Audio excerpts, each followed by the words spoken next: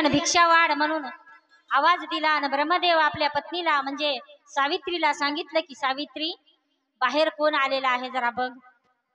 सावित्रीनं सांगितलं की भयंकर रूप तेजस्वी आहे आणि मला भीती वाटत आहे स्वामी, चला आपण दोघ जण जाऊ।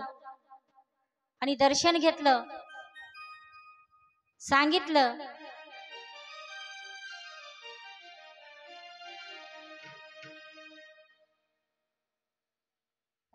वेळ आहे का अजून सांगत जा मला। हो हो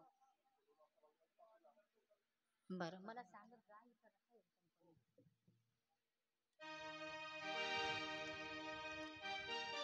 सूचना आली आहे की कथा वाढवा आणि 5:30 वाजता आरती घ्यायची आहे। कथा लेट सुरू झाली आणि अशी सूचना आली आहे की एकाग्र बसलेत भक्त मंडळी आणि तुम्ही का कथेची म्हणजे संपवण्याची गोष्ट करत आहात। बरोबर आहे। अशा प्रकारे सत्यलोकी गेले दत्तात्रय प्रभू आणि तिथे सांगितलं की ब्रह्मदेवानी सांगितलं सावित्री कोण आलंय बघ, त्या आतिथ्याची सेवा कर, सोय कर, बसायला सांग, मुक्काम करायला लाव, चांगलं जेवू खाऊ घाल आणि त्या भिक्षुकाला भिक्षा वाढ चांगली, त्याची सोय कर। अतिथी देवो भव। ब्रह्मदेवाला सुद्धा लक्षात आलं नाही की हे दत्तात्रय प्रभू आहेत आणि कर्मभूमीवर आलेत आणि ते एका निमित्तानं आपल्या इथं भिक्षा मागण्यासाठी आलेत। त्यांच्या दुर्दैवानं लक्षात आलं नाही आणि अशा प्रकारे दत्तात्रय प्रभूंनी विचारलं त्यांना की माय माऊले सावित्री माते, मी एक गोसावी आहे आणि मी निराधार आहे, मला घर नाही, दार नाही, झोपडी नाही, राहण्याचं ठिकाण नाही, मी फार दुरून आलो, 12 मंडळ ओलांडून आलो आणि मी फार थकलो आहे आणि आता गुरुपौर्णिमा आली, चातुर्मासाला सुरुवात होणार आहे। हे सावित्री माते मला तुझ्या घरी जागा देशील का? मला फक्त एका ठिकाणी जागा दे, मी तुला कुठं जागा मागत नाही, एका घरात तुझ्या सत्यलोकी एका कोपऱ्यामध्ये मला जागा दे आणि मला 4 महिने मी उठणार नाही, 4 महिने माझं नामस्मरण सतत चालू राहणार आहे। फक्त तू मला पूजेचं साहित्य वगैरे आणून देत जा आणि मी बोलणार सुद्धा नाही 4 महिन्यामध्ये, रात्रंदिवस माझं नामस्मरण सुरू राहील आणि मला वेळ काही मागायची आली तर मी इशारा करेल तुला, त्या इशाऱ्यानुसार मला तू देत जाय। नामाच्या भरवशावर उठणं बसणं काही नव्हतं, उठाय बसायची, बाहेर जायची, जेवाय खावायची, चहा प्यायची, आंघोळ करायची ते विषयच नव्हता। नामाद्वारे पवित्र होणे, नामाद्वारे भूक तहान मिटवणे, नामाद्वारे सगळे कार्य संपन्न करून घेणे म्हणजे 4 महिन्याच्या 4 महिने 4 महिन्याच्या रात्रा सुद्धा मला एकाच आसनावर बसायचं आहे आणि तू माझ्या इच्छा पूर्ण कर, फक्त आणि फक्त मला तुमच्या एवढं सत्यलोक आहे। सत्यलोक म्हणजे फक्त एक वाडा का नाही, एक नगर का नाही, कळंबा गावा एवढं एक गाव का अजिबात नाही। सत्यलोक म्हणजे आपली कर्मभूमी जशी आहे, आपण सृष्टी म्हणतो, आपण पृथ्वी म्हणतो, आपला तालुका, आपला जिल्हा, आपला भारत देश, अनेक देश, पूर्ण जग, पूर्ण सृष्टी एवढं त्याच्याहूनही मोठं सत्यलोक। त्या सत्यलोकामध्ये मला एक रूम दे, एक जागा दे, एक आसन दे, मी त्याच्यावर 4 महिने तपश्चर्या करतो, माझी एवढीच मागणी आहे। असं दत्तात्रय प्रभू कोणाला म्हणाले? ब्रह्मदेवाच्या पत्नीला सावित्रीला म्हणून राहिले। तर सावित्रीनं उत्तर काय दिलं? देवा मी काही सोय करील तुमची, पण 4 महिने जरा राहायचं म्हणलं की वचकली मनामध्ये। आपण एखादा जर पाहुणा आला ठीक आहे राहा, आजकाल पाहुणे जास्त येऊन नाही राहिले, काहून? मोबाईलमुळे। मोबाईल घराघरात झाला, हाताहातात झाला, खिशाखिशात मोबाईल झाला, लहान बाळा अशी सुद्धा मोबाईलवर व्हिडिओ कॉल, बोललं तरी भेट होते, व्हिडिओ कॉल केला तर अर्धी भेट होते, फक्त व्हॉइस कॉल केला तर 25%, व्हिडिओ कॉल केला तर 50% भेट होऊन राहिली।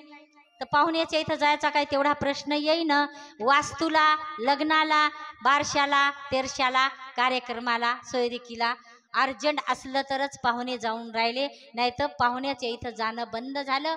प्रेम कमी झालं, जिव्हाळा कमी झाला. कशामुळं? मोबाईलमुळं. मोबाईल चांगला आहे तेवढाच आहे, वाईट म्हणायचं नाही. मोबाईल चांगलं, मोबाईलचा फायदा घेतला तर चांगलं आहे. मोबाईलद्वारे महापूजा कळून राहिले, आपल्याला सप्ते कळून राहिले. आता मोबाईलद्वारे आपला सप्ताह कळत आहे, यूट्यूबवर जात आहे, महाराष्ट्रात पोहोचत आहे, महाराष्ट्राच्या बाहेर पोहोचत आहे, भारताच्या बाहेर पाहणाराला सापडते कोणते. आणि म्हणून सावित्री म्हणली की देवा ठीक आहे, आता तुमची 2-3 दिवस झालं मी सेवा केली, पण तुम्ही आता 4 महिन्यासाठी म्हणून राहिले. पाहुणा आला, आज सेवा केली, उद्या पाहुणचार केला, ठीक आहे, वेगळा पाहुणचार केला, ठीक आहे, अमुक अमुक करून खाऊ घातलं, ठीक आहे, सोय केली, बोललो, कुशाल मंगल विचारलं. परवाच्या दिवशी म्हणजे 3ऱ्या दिवशी पाहुण्यानं निघायला पाहिजे, पण पाहुणा निघणं. पहिलं असं होतं की येण्याचा 1 दिवस, जाण्याचा 1 दिवस आणि राहण्याचा 1 दिवस. आमच्या लहानपणामध्ये आत्या वगैरे यायच्या, आत्या 1 दिवस यायची, दुसऱ्या दिवशी राहायची, तिसऱ्या दिवशी जायची. कोणतेही पाहुणे असं होतं पहिल्या काळामध्ये. आणि तसंच सावित्रीला वाटलं हे पाहुणा आलेला आहे, हे संन्यासी आलेला आहे, साधू आलेला आहे, आज राहिला उद्या राहिला, पण आता हे तर लांबनच लावून राहिला. मी जशी जशी सोय करून राहिले, आता तर मला म्हणते 4च महिने राहतो. सावित्री वचकली. सर्व माहीत असून ब्रह्मदेव म्हणले ठेवू, 4 महिने ठेवू, काय हरकत नाही, पण सावित्री वचकली आणि सावित्री दचकली. आणि सावित्रीनं स्पष्ट हळूहळू का होईना, भीत का होईना, पण त्या भगवान दत्तात्रय प्रभूला उत्तर दिलं की स्वामी 4 महिने तुमची सेवा मी कशी करणार? मी सर्वात श्रेष्ठ आहे, मी पतिव्रता आहे आणि माझ्या पतीची मी सेवा मनोभावे करते. तिने जगामध्ये माझं नाव आहे आणि तुमची सेवा करू तर माझ्या ब्रह्मदेवाची सेवा कोण करणार? तुमच्या सेवेमध्ये मी गुंतल आणि माझ्या ब्रह्मदेवाला कमी जास्त पडलं तर मला माझं पतिव्रतेपण नष्ट होईल, मी असफल होईल पतीच्या भक्तीमध्ये. म्हणून मला माफ करा देवा, मी ही तुमची 4 महिन्याची सेवा माझ्या घरी करू शकत नाही. म्हणून भगवान दत्तात्रय प्रभू तिथून सुद्धा हळूहळू निघाले. तिथून निघाले विष्णूकडे आले, वैकुंठी आले, अलक निरंजन म्हणून आवाज दिला. विष्णूने सांगितलं लक्ष्मी कोण आलंय ते बघ. लक्ष्मी आली बाहेर, तेजस्वी भयंकर रूप, डोळे दिपत आहेत, एवढं तेज. हे तर भिकारी नाही, कोणीतरी शक्ती आहे. पण शक्ती तरी कोण असू शकते? ब्रह्म विष्णू महेशाच्या मोठी शक्ती तरी कोण आहे? शक्ती आहे थोडीफार, कोणीतरी आहे, पण या देवाहून मोठं तर कोणी नाही, आमच्या पतीहून मोठं कोणी नाही. म्हणून लक्ष्मीला त्यांनी विनंती केली, लक्ष्मी माते तू माझी सोय केली, आदर सत्कार केला, जेवायला खावायला केलं, बसायला सांगितलं, पाणी दिलं, सर्व काही दिलं, माझं मन नाराज केलं नाही, पण माझी एकच आट आहे, म्हणू का? विष्णू म्हणले सांगा महाराज, सांगा तुमच्या मनात काय आहे ते. लक्ष्मी ऐक ग ते काय म्हणतात ते. लक्ष्मी म्हणली बरं सांगा तर खरी काय म्हणतात ते. पण लक्ष्मीला संशय होता की आता हे काय मागते, हे तेजस्वी रूप दिसत आहे, हे कोणीतरी आगळं वेगळं आहे, हे भिक्षुक भिकारी कोणी नाही, साधू संन्यासी साधा कोणी नाही आहे. म्हणून सांगायला सुरुवात केली महाराजांनी की हे लक्ष्मी, मला तुमच्या घरी 4 महिने चातुर्मास करायला देसाल का? माझी सोय तुमच्या घरी 4 महिने होईल का? मला घर नाही, दार नाही, मला आधार नाही, मला जागा नाही बसायला उठायला, मला काहीच नाही, मी भिकारी आहे, मी संन्यासी आहे, माझ्या अंगामध्ये नाही, माझ्या तनामध्ये मनामध्ये माझं काहीच कमवलेलं नाही, मी निर्गुण आहे, माझ्यामध्ये कोणता गुण सुद्धा नाही, षडरिपू नाहीत, माया नाही, मायेच्या वेगळा आहे मी माझं फक्त देह घेऊन आलो आणि त्या देहाच्या द्वारे मी निर्गुणाची भक्ती करणार आहे. लक्ष्मी म्हणली कोण्या देवाची? मी जो निर्गुण आहे, परमात्मा सगळ्याहून मोठा, निरालंबी त्याचं आसन आहे, मी त्याची आळवणी करणार आहे, 4 महिने त्याची साधना करणार आहो, मला तुझ्या घरी जागा दे आणि तू माझी 4 महिने सेवा कर. लक्ष्मीनं काय म्हणाव? नाही. लक्ष्मी म्हणली नाही देवा, मला हे शक्य नाही, मी महापतिव्रता आहे, मी माझ्या विष्णूची सोय मनोभावे करते आणि तुम्हाला तुमच्या सेवेत जर 4 महिने गुंतून राहू तर माझ्या विष्णूच्या सेवेमध्ये कमी पडेल, म्हणून मला ही गोष्ट शक्य नाही. पण अजून एक लक्ष्मी म्हणली की बळी आहे माझा राजा, माझा भाऊ पाताळामध्ये बळी आहे आणि तो राजा आहे, नोकर चाकर त्याच्याकडे आहेत. मी माझ्या भावाच्या घरी मात्र तुम्हाला पाताळामध्ये जागा द्यायला लावते. मी माझ्या भावाला फोन करून सांगते. फोन होता का? माझ्या भावाला मी सांगते की या संन्यासाची सोय कर, पण मला माफ करा स्वामी, माझ्याच्यानं तुमची सोय होत नाही. असं कोणी सांगितलं? लक्ष्मीनं. आणि म्हणून स्वामी हळूहळू हळूहळू तिथून सुद्धा निघाले आणि पावलोपावली निघाले नाही.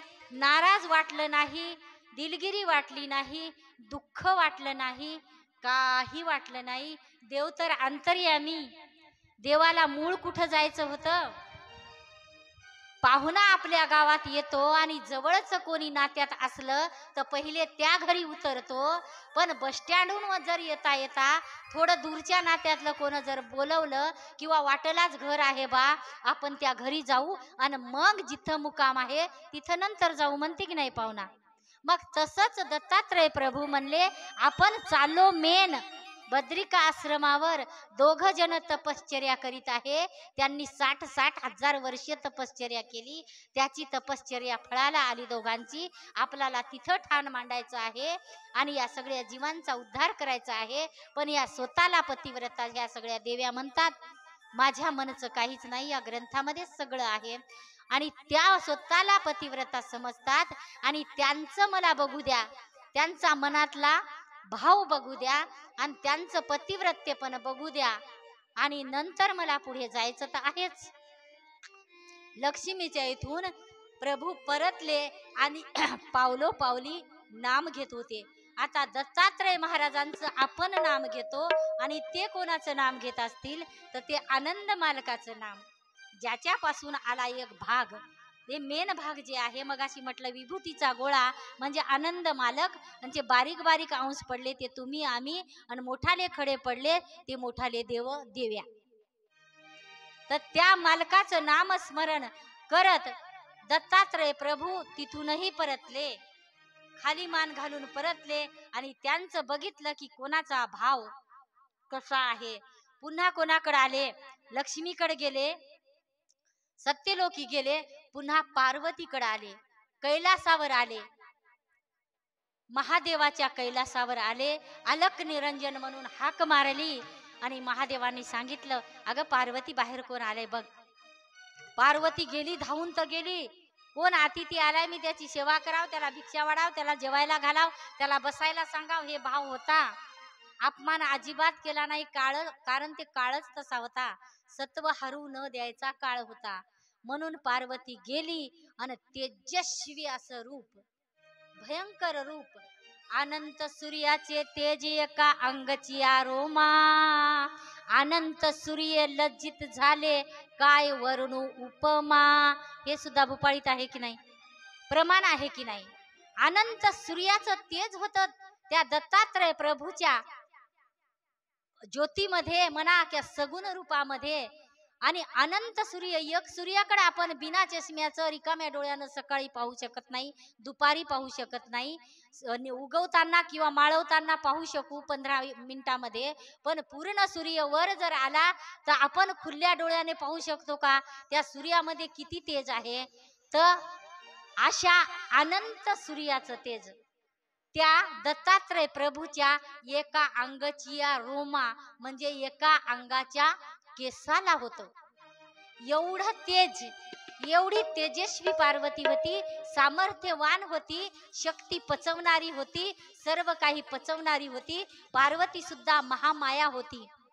त्या महामायेनं सुद्धा, त्या महामायेच्या नयनाला सुद्धा ते तेज सहन झालं नाही. धावत गेली पण पुन्हा पार्वती वापस आली. महादेवाला सांगू लागली की स्वामी तुम्हीच बघा ते कोण आलेलं आहे, ते कोणीतरी वेगळं आहे आणि भयंकर तेजस्वी आहे, मी तर त्याला पाहू शकत नाही.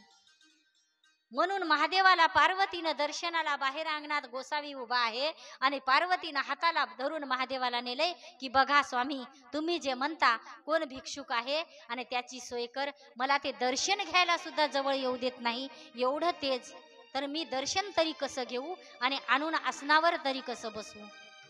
महादेव गेले, महादेवही वचकले, म्हणजे दचकल्यासारखे झाले. म्हणजे त्यांना असं नवल वाटलं, चकित झाले, आश्चर्यचकित झाले. अरे हे तर वेगळंच रूप दिसत आहे, हे तर कोणता देवही नाही, माझ्या ओळखीचा नाही, पण ही शक्ती दिसत आहे, हिच्यामध्ये तेज आहे, ही नक्की कोणीतरी आहे. मग ब्रह्म विष्णू महेश याला तरी पत्ता लागला का? ओळखायला आले का दत्तप्रभू? सांगा. याच हे जे कथा सुरू आहे, याच कथेमधला मी भाग सांगत आहे, मुखपाठ सांगत आहे. एक एक ओवी सांगा, त्याचा अर्थ करून सांगा, हे आपण आजपर्यंत करतच आलो आहे. ही कथा आहे भागवतासारखी, शिवपुराणासारखी, कृष्णाच्या कथेसारखी वगैरे, रामायणासारखी ही दत्त कथा आहे. म्हणून ओवीचा सबूत तर सगळ्यांनाच माहित आहे. म्हणून पार्वती दचकली, पार्वती आश्चर्यचकित झाली, पार्वतीची हिम्मत झाली नाही चरण धरायला. महादेव दचकले थोडेसे, अंतर्यामी असून शब्दा देवादिदेव महादेव असून सुद्धा तेही त्या स्वरूपाला पाहून आश्चर्यचकित झाले. मनातल्या मनात नवल वाटलं की हे देव कोणता आहे, हे असल तरी कोण गोसावी, आपण त्याच्या जवळ जाऊ शकत नाही, एवढी प्रचंड शक्ती. म्हणून कसं तरी त्याच्याशी संवाद केला, बोलले, आणि देव तर अंतर्यामी होते, शक्ती थोडी कमी केली. आपण म्हणतो ना डीम लाईन आहे, पूल नाही, म्हणून शक्ती कमी केली आणि त्या दोघांशी संवाद केला. महादेव पार्वतीशी संवाद केला. संवादामध्ये गोड गोड बोलणं झालं, खुशाल मंगल झालं. आणि कुठले आहात तर स्वामींनी सांगितलं, मी फार दुरून आलो, तुम्हाला ओळख सांगाव तर तुम्हाला माझा पत्ता माहीत नसेल. एखादा जर व्यक्ती आला आणि त्याला जर म्हटलं तुम्ही कुठं राहता, तो म्हणते मी मुंबईत राहतो, मी पुण्यात राहतो, पण आपल्याला माहित नसते ते नेमकं कुठं राहते बा.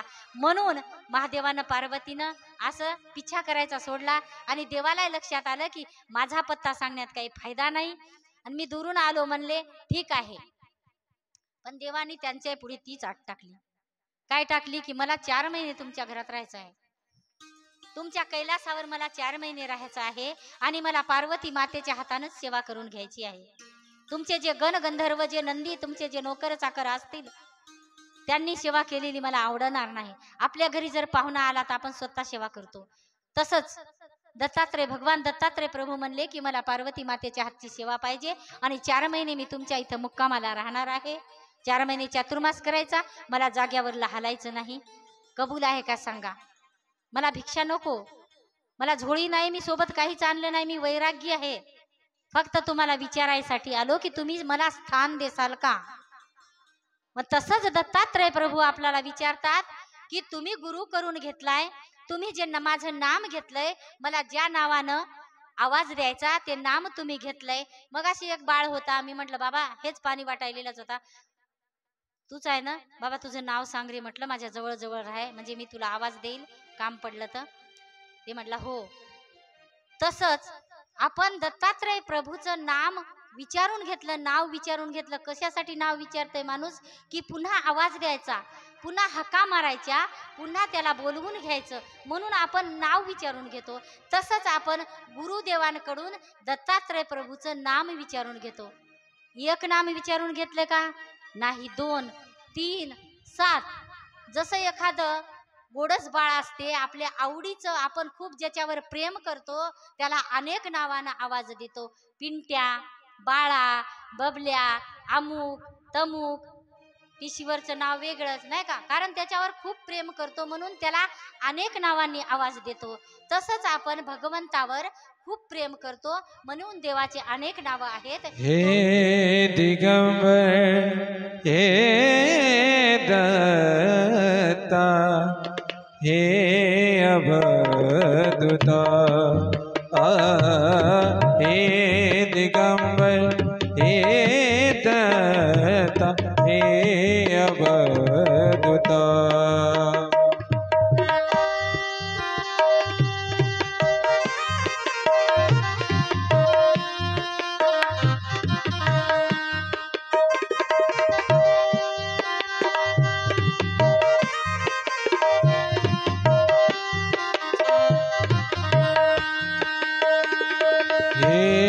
दिगंबर हे दत्ता हे अवधूता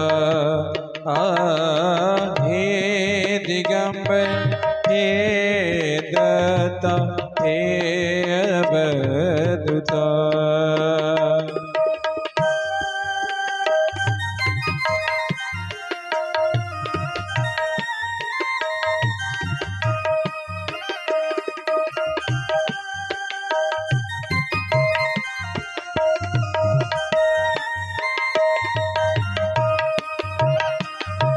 हे दिगंबर हे दत्ता हे दिगंबर हे दत्ता हे अवधूता हे दिगंबर हे दत्ता हे अवधूता हे दिगंबर हे दत्ता हे अवधूता हे दिगंबर हे दत्ता हे अवधूता. अशा प्रकारे अनेक नावानं आपण भगवंताला आळवू शकतो, बोलवू शकतो. आणि पार्वतीने सांगून दिलं की हे भगवंता, मी तुझी सेवा करू शकणार नाही. महादेवानं सांगितलं, पार्वती कर ग, माझ्या सेवेत अंतर पडलं तर काही हरकत नाही. जसं माणसाची इच्छा असते, एखादा पाहुणा आपल्या घरी आला आणि त्याला नाश्त्याचे पोहे तरी केले पाहिजे, पण त्या एखाद्या महिलेला वाटते जाऊ द्या, चहा केला, चहावर भागू द्या. पण माणसाच्या मनातलं ओळखलं पाहिजे. आपण सुद्धा अनुसया माता आहोत, आपण सुद्धा ओळखलं पाहिजे. असो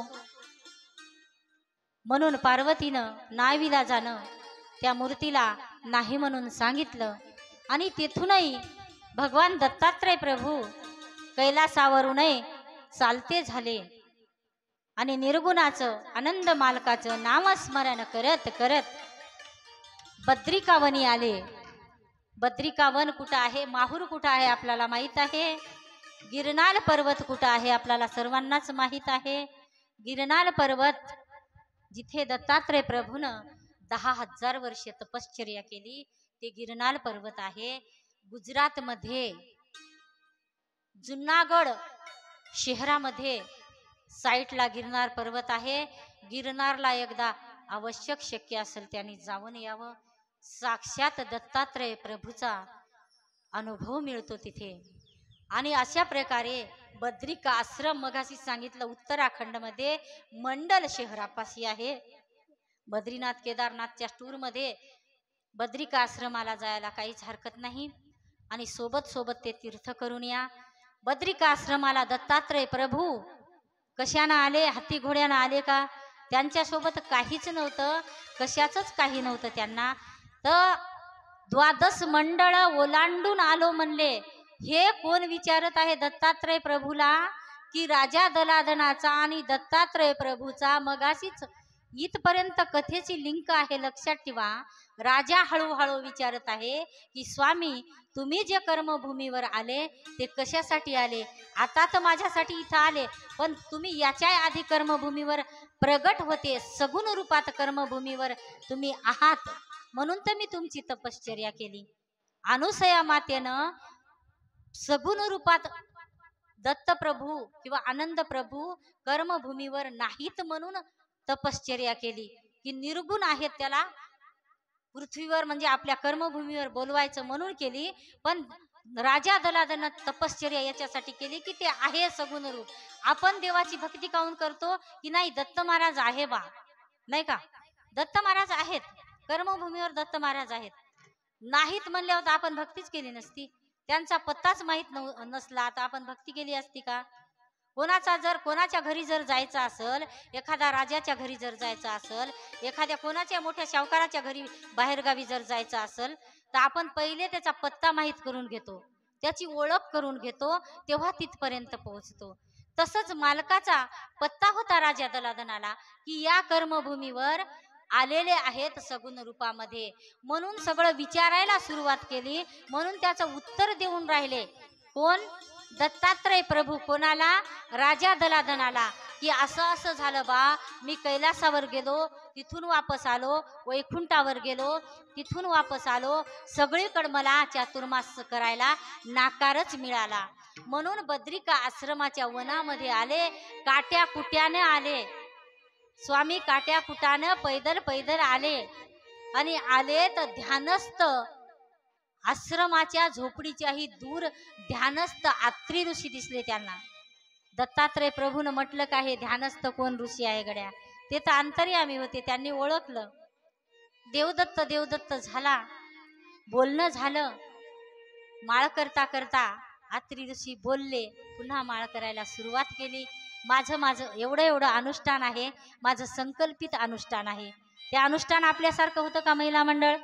माळ करताना बोलायचं, एखादी ओढली तर ओढली, आलं काम की माळ टाकून द्यायची, तसं होतं का?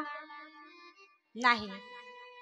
आता एक मला दृष्टांत आठवला म्हणून सांगते, आवाजाकडे लक्ष असू द्या. अशीच एक सासूबाई माळ करायला बसली. माळ करायला सकाळी आंघोळ करून बसली, देवपूजा झाली, फुलं वाहिले, इकडले तोडून आणले, तिकडले तोडून आणले, देवाला बुजून टाकलं, फुलं वाहिले.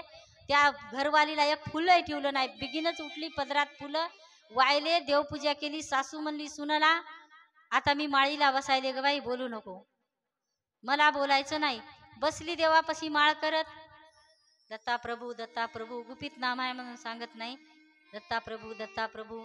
आणि सून म्हणली, सासूबाई गॅसवर, आता चुलीवर म्हणायचं कामच नाही, गॅसवर दूध आहे, वावरातून दूध आताच आलं, मी तपू घातलंय, 2-3 लिटर दूध आहे मोठ्या गंजामध्ये, आणि मी शेजारणीच्या इथून काहीतरी बंद पडलं, बरं मी जाते आणि उसनं काहीतरी आणते, तुम्ही दुधाकडे लक्ष द्या. बरं म्हणली. तुला म्हणली मी माळ करायला बसलं की लक्ष द्या, रोजच आहे तुझं, याच्याकडे लक्ष द्या, लेकराकडे लक्ष द्या, दुधाकडे लक्ष द्या. लक्ष द्या, ज्याच्याकडे मी लक्ष लावते. माळ करताना आपण कोणाकडे लक्ष लावतो? बोला, सांगा ना. अलक्षाकडे लक्ष लावतो. अलक निरंजन, अ म्हणजे नाही, लक म्हणजे लक्ष. आपण जेवढा तेजस्वी आहे, आपण त्याच्याकडे लक्षच लावू शकत नाही, आपण त्याच्याकडे पाहूच शकत नाही, असा एक अर्थ होतो. आणि जो आपल्या लक्षात येत नाही, जो निर्गुण निराकर आहे, आपण ध्यान करायला बसलो तर प्रपंचातलेच आपल्या लक्षामध्ये विचार येतात, पण तो जो लक्षात यायचा नाही तो आपल्या लक्षात येत नाही. का बरं लक्षात येत नाही? हे असं लक्ष ठेवा, याच्याकडे लक्ष ठेवा, त्याच्याकडे लक्ष ठेवा, बाहेर कोणी आले का त्याच्याकडे लक्ष ठेवा. ही सवय लावून घ्यायची नाही नामस्मरण करताना. आणि इतक्यात चांगली गोष्ट, हे चिवचिव, हे वातावरण जागृत व्हायच्या अगोदर जर उठून माळ केली, फारच चांगलं. जशी आपण चातुर्मासात करतो तशी सगळे उठायच्या अगोदर माळ करायची, आंघोळ करायची, थोडंफार झाडपूस करायचं, पटकन माळीला बसायचं. नाही तर झाडू दे ग बाई, रंगीत रांगोळ टाकू दे ग बाई, उजळड, काय फायदा? पटकन करायचं, जे करायचं ते पटकन उठायचं. आणि ब्रह्ममुहूर्तावर जे ब्रह्म रूप आहे, जे परब्रह्म आहे, पर म्हटलेला आहे आनंद प्रभूला, दत्तात्रय प्रभूला, हे परनाम म्हटलेलं आहे, परविद्या म्हटलेलं आहे, परशास्त्र म्हटलेलं आहे, आनंद दत्त पर संप्रदाय म्हटलेला आहे. पर प्लस ब्रह्म, पर ब्रह्म, पर ब्रह्म ब्रह्ममुहूर्तावर जागृत राहतात. त्याच्या शक्त्या जागोजाग पृथ्वी तलावर जागृत. आता जागृत म्हटलं तरी कसं सांगावं तुम्हाला समजून? आता दिवसा ऊन राहते, हे माहित आहे ना, दिवसाच ऊन राहते, रात्री ऊन राहते का? नाही. मग ब्रह्ममुहूर्तावरच ब्रह्म रूप का पृथ्वीवर जागृत राहते किंवा प्रचलित राहते? त्याची वेळ आहे. दिवसभर सूर्याचा उजेड आहे, त्याची ती वेळ आहे. तशीच याची सुद्धा वेळ आहे, या देवाची पृथ्वीवर येण्याची वेळ आहे. म्हणून कोणत्याही देवाची साधना केली तर ब्रह्ममुहूर्तावर जर साधना केली तर लवकर सफल होते. थोडी एक माळ केली तरी 100 माळा केल्यासारखं पुण्य प्राप्त होते. म्हणून ब्रह्माचा मुहूर्त गाठायचा. तर तुम्ही म्हणाल ब्रह्ममुहूर्त 3 ते 6 राहते, कोणी म्हणते कोणी म्हणते 4 ते 6 राहते. ब्रह्ममुहूर्त एवढ्याच लक्षात ठेवायचा की सूर्योदयाच्या आधी 96 मिनिटं आधी राहते. सूर्योदय व्हायच्या आधी 96 मिनिटं म्हणजे 90 मिनिटं आणि 96 मिनिटं म्हणजे दीड तास. उदाहरण सोप्या भाषेत सांगते तुम्हाला, दीड तास प्युअर ब्रह्ममुहूर्त राहते. ते ब्रह्ममुहूर्त हुकू द्यायचा नाही.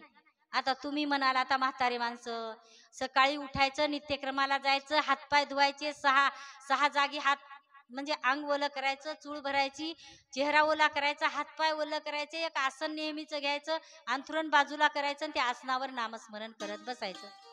म्हाताऱ्या माणसाला काही काम नसतात. कोणही असो, जर साधायचं म्हटलं तर माणूस कसंही साधते. म्हणून ब्रह्ममुहूर्तावर नामस्मरण केलं पाहिजे शक्यतोवर. आता कोणाला उठायचा कंटाळा येते, काही कारण असतात म्हणजे कारण आपणच तयार करतो. काय करू ग माय, रात्री झोपायला उशीर झाला. झोपायला उशीर कधीच करायचा नाही. लवकर झोपणे आणि लवकर उठणे. म्हणून लवकर उठायचं आणि ब्रह्ममुहूर्त साधायचा. त्या ब्रह्ममुहूर्तावर माळ करायची, पुन्हा करायची, अजून वेळ भेटला तेव्हा करायची. उघडं नाम जपायचं. दिगंबरा येई बा दत्ता, देवा दत्ता दत्ता. अवधूत 4 अक्षरी मंत्र आहे ते. अवधूत चिंतन श्री गुरुदेव दत्त, किंवा अवधूता म्हणायचं, किंवा आनंद दत्त म्हणायचं, आनंद दत्त म्हणायचं. संकट नाम घ्यायचं 7 आपल्याला नाही आलं, गुरुदेवांना विचारायचं, महाराजांना विचारायचं. महाराजांना सगळंच येते, मला पत्ता लागला. महाराजाजवळ ज्ञान आहे, महाराज ज्ञान दाखवत नाहीत. भरपूर ज्ञान आहे, महाराजाचं काम शिस्तबद्ध आहे. आणि गुरुदेव आपल्या गावातच आहे, तुमच्या नशिबानं जवळच आहेत. कोणतं नाम चुकलंय का, मागे पुढे होत आहे का? 7 नाम कोणतं, संकट नाम कोणतं, 5 नाम कोणतं? हे नाम उघडे घ्यायचे, कामधंदा करताना घ्यायचे. जशी आपल्याला भूक लागते नाही का, भूक लागली तर आपण हे ते खात राहतो. घरातली कुरुडे खाऊ दे, खारोडी खाऊ दे, मुरमुरे खाऊ दे, शेंगदाणे खाऊ दे. उन्हाळ्याचा दिवस आहे नाही का, खारोड्याच खाऊ दे ताव्यावर टाकून 2-4. त्यानं पोट भरणार आहे का आपलं? भूक भागल पण पोट भरणार नाही. मग ह्या वरच्या नामानं आपली भूक भागल, पुण्य मिळल, पण पोट भरणार नाही. म्हणून माळ करायला आसन टाकूनच बसावं लागल. वरचंही नाम जपा, काम करताना जपा, वावरातले काम करताना जपा, उठता बसता जपा, पण काळजी घेऊन सावध राहून नामस्मरण करावंच लागणार आहे. तेव्हा आपल्या जीवाचा उद्धार होणार आहे. 60,000 वर्ष अनुसया मातेनं नामस्मरण केलंय. अत्रि ऋषी महाराजांना 60,000 वर्षे नामस्मरण केलं, तर आपलं आयुष्यच किती, 100 वर्षे. आता असा प्रश्न मनात तयार होतो, जे तर्क काढल त्याच्याच मनात प्रश्न तयार होतो की ताई 60,000 वर्षे तुम्ही म्हणून राहिल्या आणि आयुष्य तर 100च वर्षाचं नाही का, मधात आली वेळ तर ते 100 वर्षे नाही. मग तुम्ही 60,000 वर्षे कसे काय म्हणून राहिल्या? असं आलं असेल कदाचित एखाद्याच्या मनात. पण ते सांगते, अनुसया माता त्रेतायुगामध्ये, कृतायुगामध्ये 1,00,000 वर्षे आयुष्य होतं. अनुसया माता कृतायुगाच्या शेवटावरची आहे आणि त्रेतायुगाच्या दोन्हीच्या जॉईंटवरची आहे अनुसया माता. अनुसया मातेचं जीवन 1,00,000 अनुसया मातेच्या कृतायुगामध्ये माणसाला 1,00,000 वर्षे, लक्षात यायले, मान हलून राहिले म्हणजे तुमच्या लक्षात येऊन राहिलं, 1,00,000 वर्ष आयुष्य होतं. मग आता 1,00,000 वर्ष आयुष्य म्हटल्यावर अनुसया मातानं असे तसे म्हणा, थोडीफार भक्ती करून म्हणा 40,000 वर्षे असेच गेले. पुन्हा मनावर धरलं अनुसया मातेसारखं आपण पण मनावर धरायचं. आपले एवढे वर्षे आपले गेले बावाया, आता आपण मनावर धरायचं आणि एवढे वर्षे वाया जाऊ नाही द्यायचे. आता उरलेल्या आयुष्यात मनावर धरायचं. म्हणून अनुसया मातेला 60,000 वर्षे सापडले. कशाला? तपश्चर्या करायला.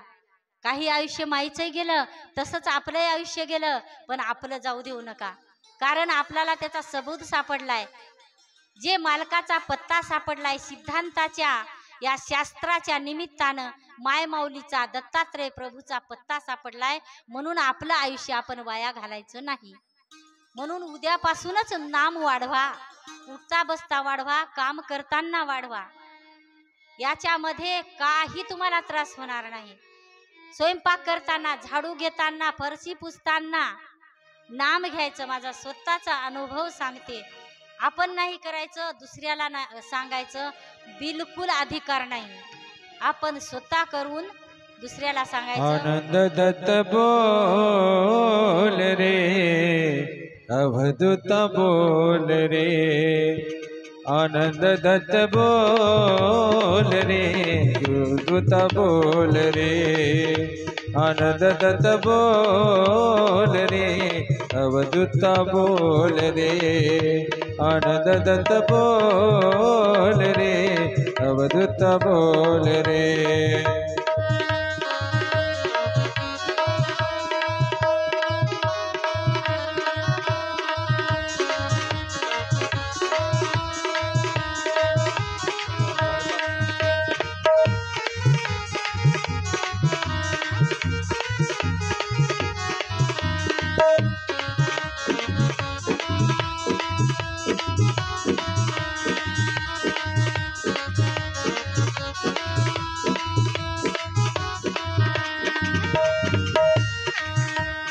आनंद बोलो ना देव दत्त बोल रे, आनंद बोल रे, देव दत्त बोल रे, अवधूत बोल रे, देवा दत्त बोल रे, आनंद दत्त बोल रे, अवधूत बोल रे, आनंद दत्त बोल रे, अवधूत बोल रे, आनंद दत्त बोल रे, अवधूत बोल रे, आनंद दत्त बोल रे, अवधूत बोल रे, अवधूत बोल रे, दत्त दत्त बोल रे.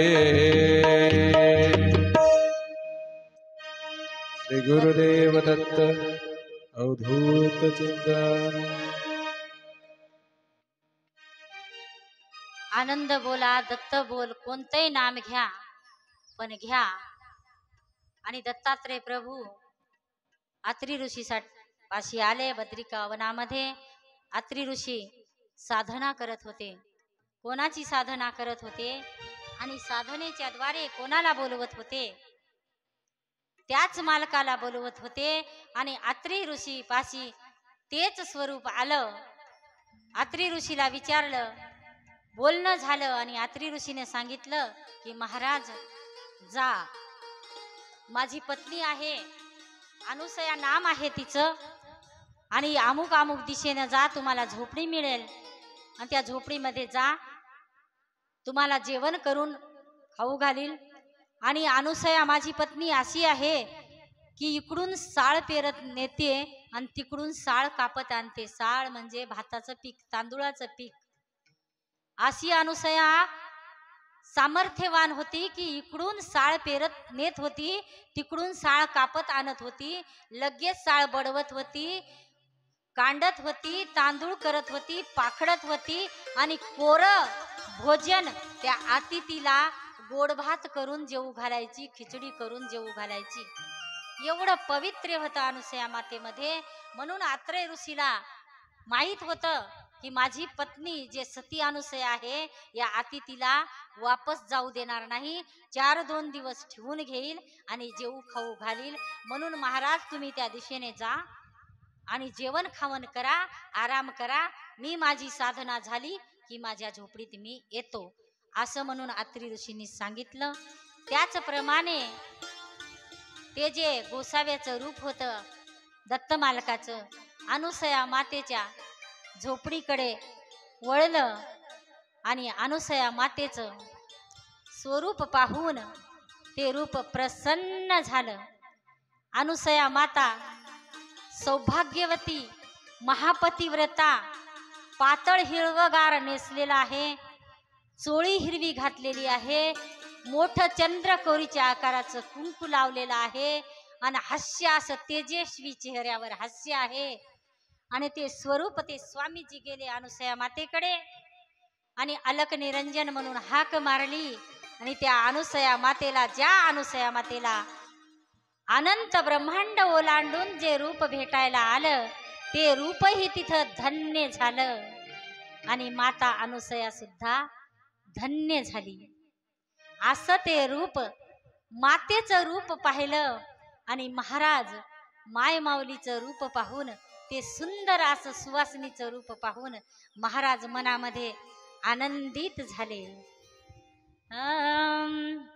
हिरव हिरव पातळ, हिरव हिवर पातळ चोळी हिरवीगार, अनुसया मातेने केला सिंगार. हिरव हिरव पातळ चोळी हिरवीगार, अनुसया मातेने केला शृंगार. हिरव हिरव पातळ चोळी हिरवगार, अनुसया मातेने केला श्रृंगार.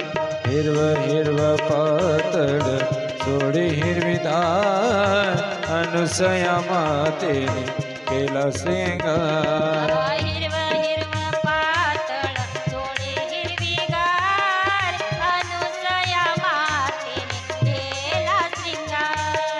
हिरव हिरव पातळ चोळी हिरवीगार, अनुसया मातेने केला शृंगार. हिरव हिरव पातळ चोळी हिरवीगार, अनुसया मातेने केला श्रृंगार. हिरव हिरव पातळ चोळी हिरवीगार, अनुसया मातेने केला श्रृंगार. सुंदर असं ते रूप पाहून दत्तात्रय स्वामी अतिशय तल्लीन झाले त्या रूपामध्ये.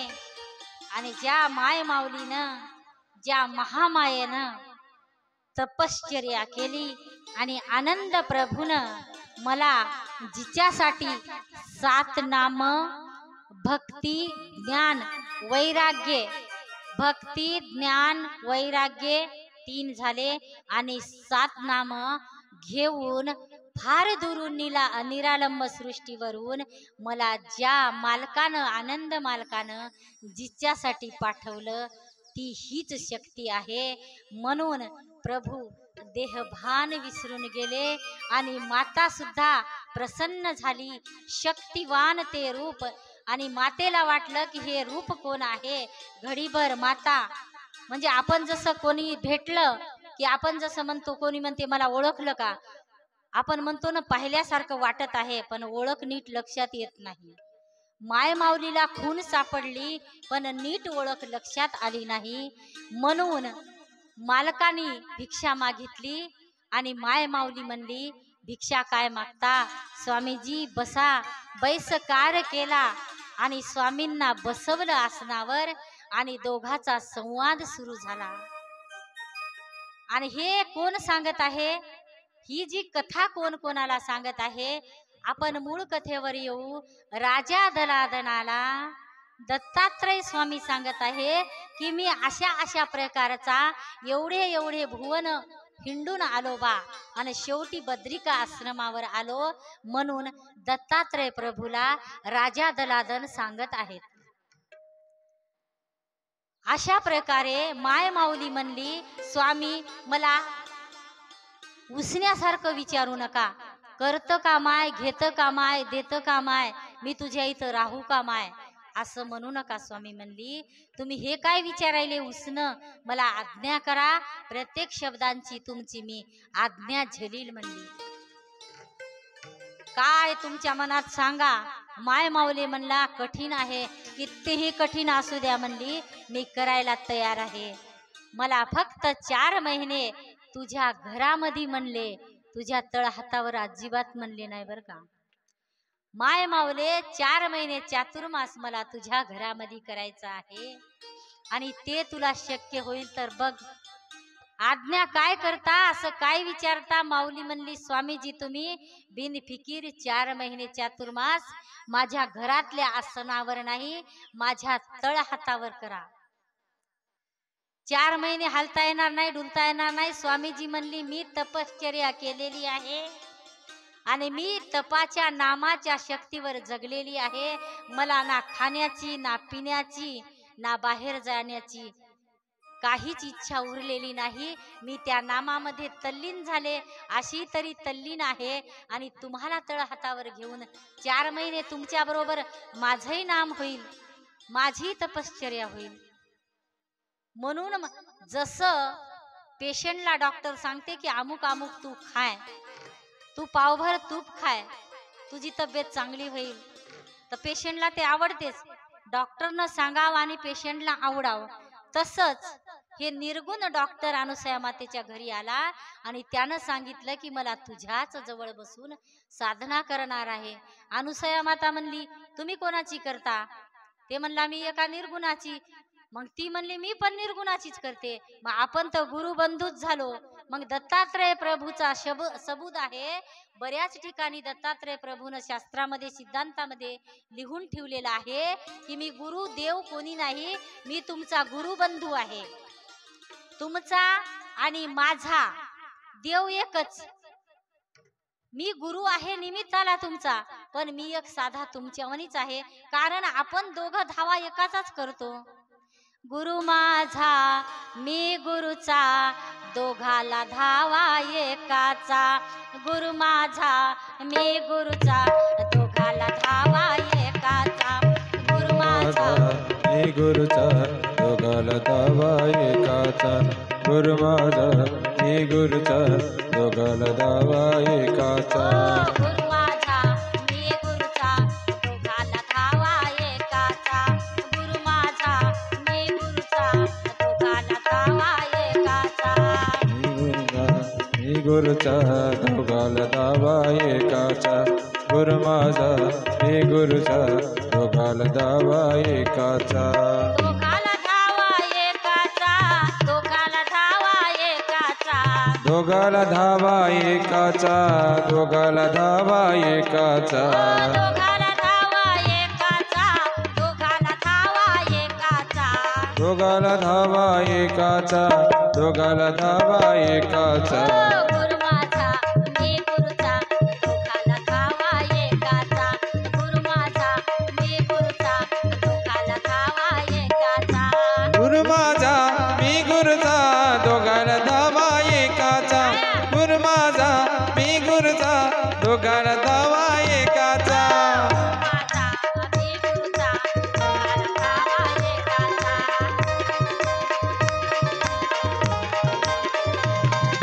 दोघाला धावा एकाचा, दोघाला धावा एकाचा. वा वा. दोघाला धावा एकाचा, दोघाला धावा एकाचा.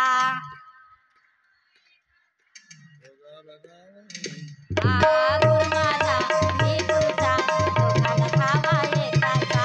गुरु माझा मी गुरुचा, दोघाला धावा एकाचा. माझा मी गुरुचा, दोघाला धावा एकाचा.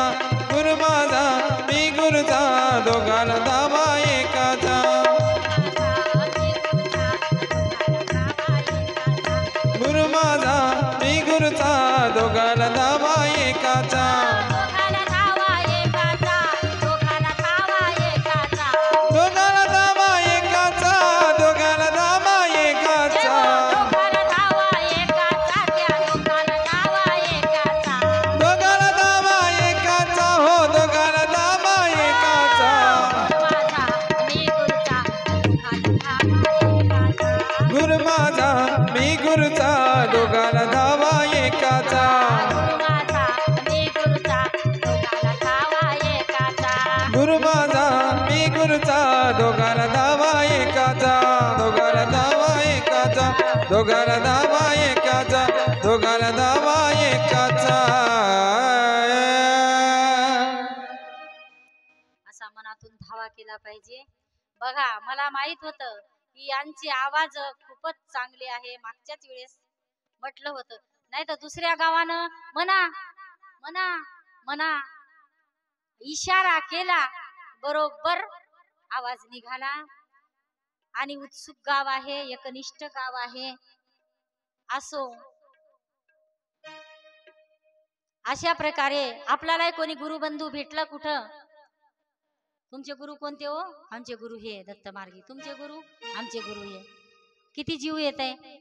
मग अनुसया मातेची दत्तात्रय प्रभूची भेट झाली.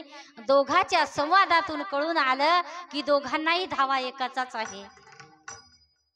दोघांना धावा एकाचा म्हटल्यावर त्या आनंदाला पारावार नाही. म्हणून दोघांचा संवाद चालू आहे. आणि बसले आणि अनुसया मातेनं कबूल केलं की हे स्वामी, मी 4 महिने चातुर्मास माझ्या हातावर झेलून करायला तयार आहे. स्वामीजी म्हणले, तुझ्या पतीला विचार, निर्णय लवकर घेऊ नको, तू भक्तीमध्ये फसशील. नाही, फसणारी नाही, स्वामीजी म्हणली. म्हणून आत्रेय ऋषी आले. तेवढ्यात तिघांचा संवाद सुरू झाला. तू माझा, मी गुरुचा. तिघांनाही धावा एकाचा. कोण्या एकाचा? निर्गुण निराकाराचा, त्या आनंद मालकाचा धावा सुरू झाला. अशा प्रकारे अनुसया मातेच्या आश्रमावर स्वामीजी गेले. आणि स्वामीजी गेल्यावर कबूल झालं. आणि माय माऊलीनं कबूल केलं. आणि 4 महिने ती माय माऊली स्वामीजीला घेऊन साधना करायला बसली. इथपर्यंत आपली कथा आलेली आहे. आपण 1-2 गजर घेऊ. आणि कोणी महिला मंडळ आरती म्हणायला उत्सुक असतील तर इथं येऊन अनुसया मातेची पहिला दिवस आहे, चान्स तुम्हाला आहे. अनुसया मातेची आणि आनंदाची आरती, 2 आरत्या घेऊ. 1-2 गजर सगळ्यांनी करायचं आहे. मगाशी मी एका ताईला विचारलं, ताई मी प्रत्येक ठिकाणी कीर्तनाला जाते, कथेला जाते, पण प्रत्येक एकही गाव असं आढळलं नाही की महिलांनी पुरुषांनी पावली खेळली नाही. तुमच्या गावात पावली खेळायचं सवय आहे की नाही? तर त्या ताईनं सांगली, ताई आम्हाला पावली माहीत नाही, आम्ही काही खेळत नाही. म्हणलं बिना पावलीची कथा होऊच शकत नाही. म्हणून थोडंसं उभं राहायचं आहे. टाळ्या वाजून का होईना सगळ्यांना जय जयकार करायचा आहे. आणि त्याच्यानंतर आरती होणार आहे. आणि असे तसे 10-15 मिनिटं जातातच.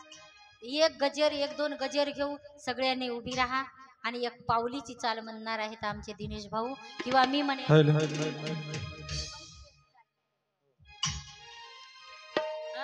सगळ्यांनी आनंदाच्या दरबारामध्ये आनंदाचा आनंद वाढवायचा आहे. आनंदाचे लेकर आहोत आपण, आनंद वाढवायचा आहे. लाजायचं नाही, काहीच नाही. निर्लज्ज होऊन नामामध्ये गुंग व्हायचं, तल्लीन व्हायचं. आणि तुम्ही थोडस तिकडे जाऊ नये, पावली महिलामध्ये खेळू शकता ताई, जागा सुरू. हा ठीक आहे.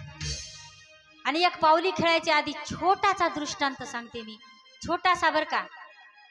मी अनेकही कार्यक्रम घेते. म्हणजे नवरात्रीमध्ये माझा एक गाण्याचा कार्यक्रम होता. आणि असेच कलाकार मी म्हणजे बोलवले होते. आणि खूप सुंदर देवीचंच एक भजन म्हटलं होतं. आणि एक जे कार्यकर्ते होते भाऊ, त्यांच्याच घरासमोर देवी बसली होती. आणि त्यांच्याच घरासमोर जगरात्याचा कार्यक्रम घेतला होता.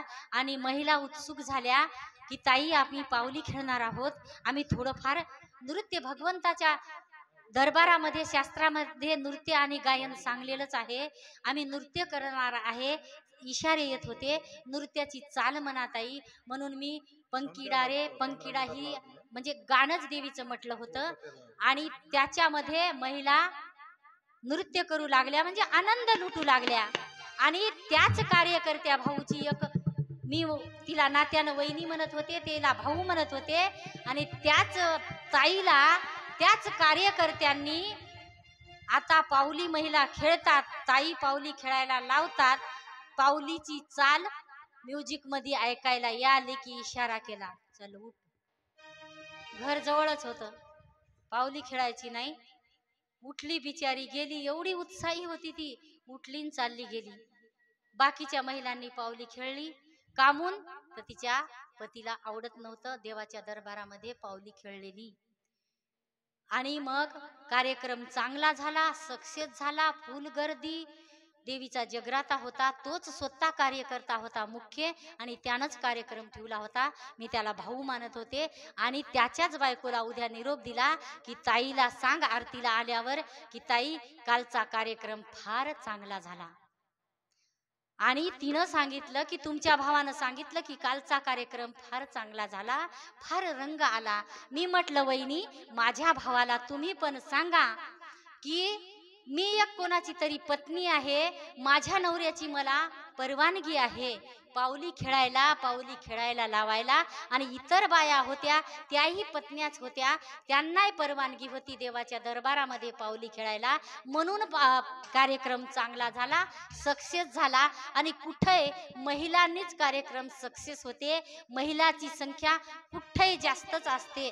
म्हणून मग मी म्हटलं तुम्ही उद्या निरोप सांगा की तुम्ही तुमची पत्नी होती, तुम्हाला आवडलं नाही म्हणून उठून नेली आणि दुसऱ्याच्या बायकांनी नृत्य करायचं का, पावली खेळायची का.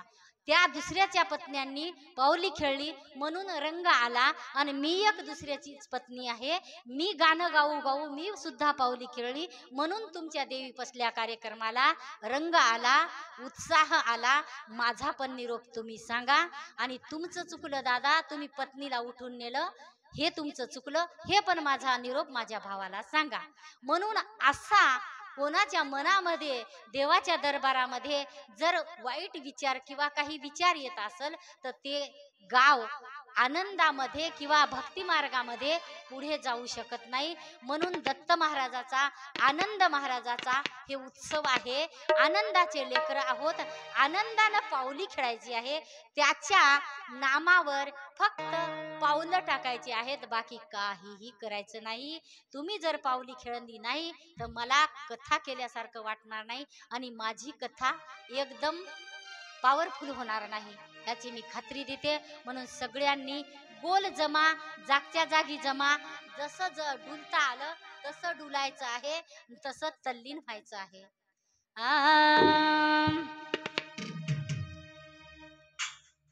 देवा दत्ता, देवा दत्ता, देवा दत्ता, देवा दत्ता हो.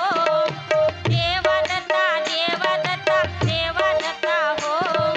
देवा दत्ता, देवा दत्ता, देवा दत्ता हो. देवा दत्ता, देवा दत्ता, देवा दत्ता हो. देवा दत्ता, देवा दत्ता, देवा दत्ता हो. देवा दत्ता, देवा दत्ता, देवा दत्ता हो. देवा दत्ता, देवा दत्ता, देवा दत्ता हो. देवा दत्ता, देवा दत्ता, देवा दत्ता हो. देवा दत्ता, देवा दत्ता, देवा दत्ता हो. देवा दत्ता, देवा दत्ता, देवा दत्ता हो. देवा दत्ता, देवा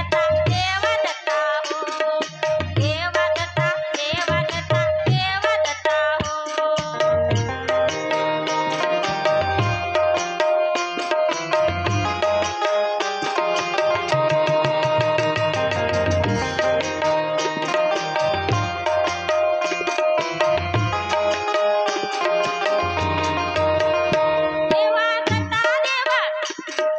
दत्ता देवा देवा दत्ता, देवा दत्ता, देवा दत्ता हो. देवा देवा दत्ता, देवा दत्ता, देवा दत्ता हो. देवा दत्ता, देवा दत्ता, देवा दत्ता हो. देवा दत्ता, देवा दत्ता, देवा दत्ता हो. देवा दत्ता, देवा दत्ता, देवा दत्ता हो. देवा दत्ता, देवा दत्ता, देवा दत्ता हो.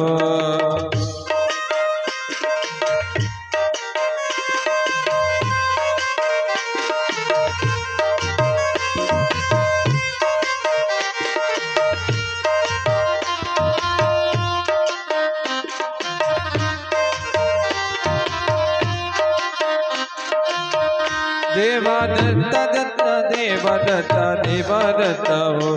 देवा देवा दत्ता, देवा दत्ता, दत्ता दत्ता हो.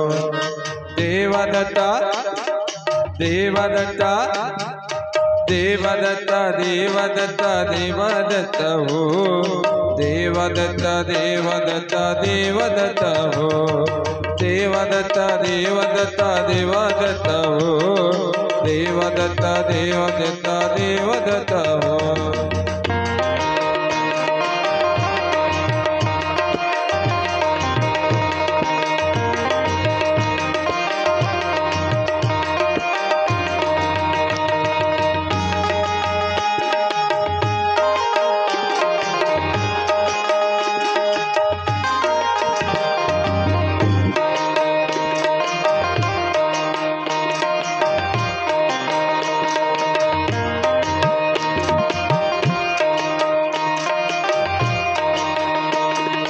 देवदत्ता देवदत्ता हो देवदत्ता देवदत्ता हो देवदत्ता देवदत्ता हो देवदत्ता देवदत्ता हो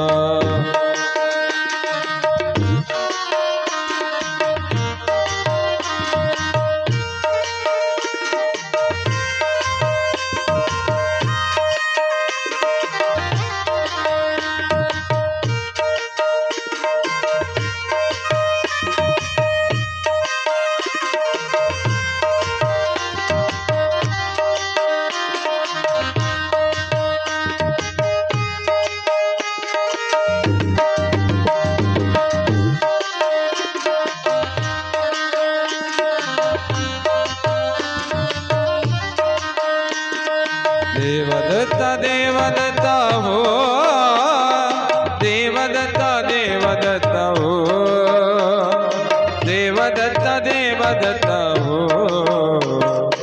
देवदत्ता देवदत्ता हो देवदत्ता देवदत्ता हो देवदत्ता देवदत्ता हो देवदत्ता देवदत्ता हो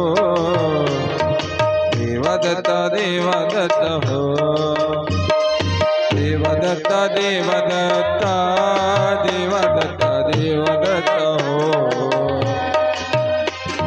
देवदत्ता देवदत्ता देवदत्ता देवदत्ता हो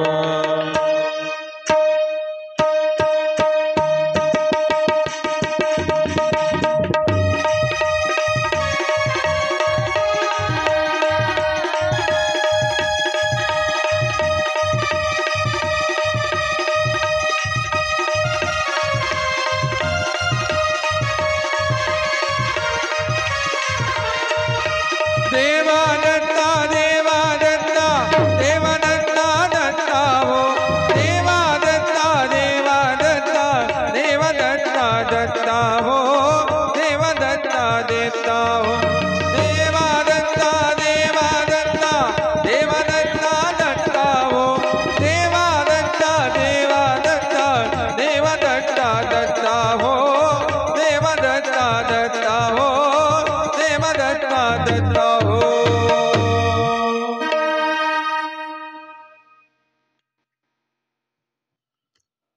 आरती म्हणायला दोन महिला या कोणीतरी एक अनुसया माते